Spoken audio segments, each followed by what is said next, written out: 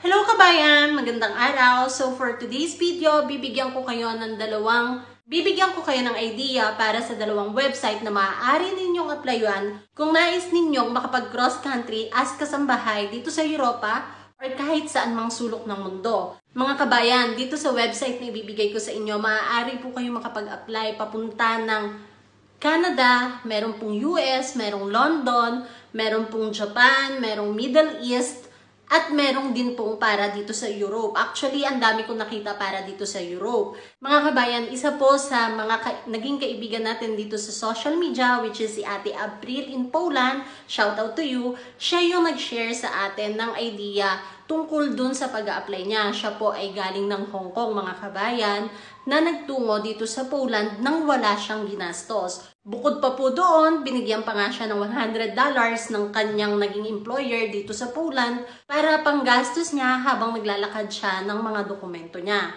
So kabayan, hindi ko na nga patatagalin. Ang dalawang website nga na iyon, una ay ang aupair.com, ito. At ang isa naman ay ang greataupair.com, ito. Ayan. So, kailangan nyo pong mag-register dyan, kabayan, bago kayo makahanap ng inyong employer. Tandaan nyo po, mga kabayan, kailangan po wala kayong ilalabas na kahit na anong pera pagka kayo ay nag-a-apply. Not unless visa nyo or sasabihin man sa inyo na kailangan ninyo ng show money, which is hindi nyo po yun ipapadala sa kanila. Kailangan nyo show money nasa bangko nyo lang. Hindi po kayo maglalabas ng kahit na anong pera. Sa mga ganitong website po, tandaan nyo, meron pa rin mga nang i-scam dito. Kaya maging maingat po kayo at mapagmatyag. Huwag po tayo magpadalos-dalos sa ating desisyon nang dahil lang sa matatamis na salita ay magpapadala tayo.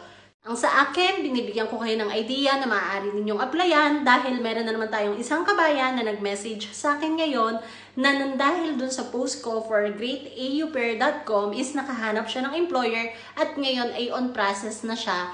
Pero nagtanong muna din siya sa akin at sinabi ko nga sa kanya na as long as hindi ka maglalabas ng pera, go ahead. Pero pag ikaw ay pinaglabas ng pera, sabi ko ay huwag niyang i-proceed. So hopefully nakatulong ang video ito para sa inyo. Follow and share para updated kayo sa lahat ng videos na idinadrop ko araw-araw.